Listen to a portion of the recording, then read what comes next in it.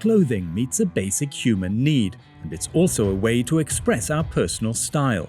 Who doesn't like to have some fun with fashion? But we rarely stop to think about how our clothing choices are impacting the planet.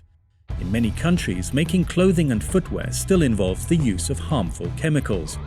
A decade ago, Greenpeace challenged the industry to start tackling 11 of the most toxic chemical groups.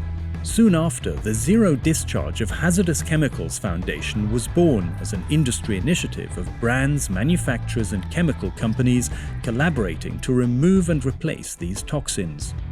So how did they start? ZDHC initiated a mind shift, expanding the focus from consumer protection to also protecting the workers and the environment in the production countries.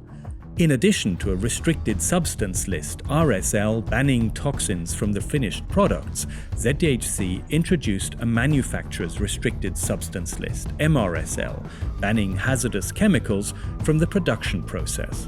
So what has ZDHC achieved so far?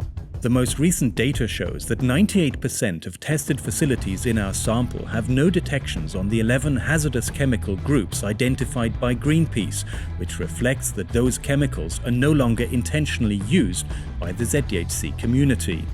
A community that has grown from 6 to 30 brands and 150 contributors in total. 100% of brands are committed to implementing the ZDHC MRSL. And more than 80 testing labs around the world have been approved.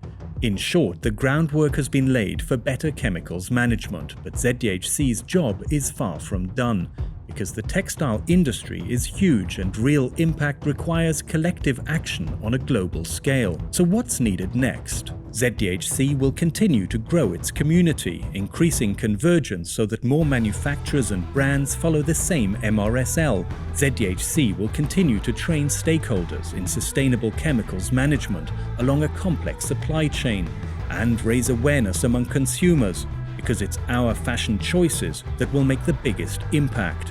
After all, we don't just want to look good, we want to feel good too.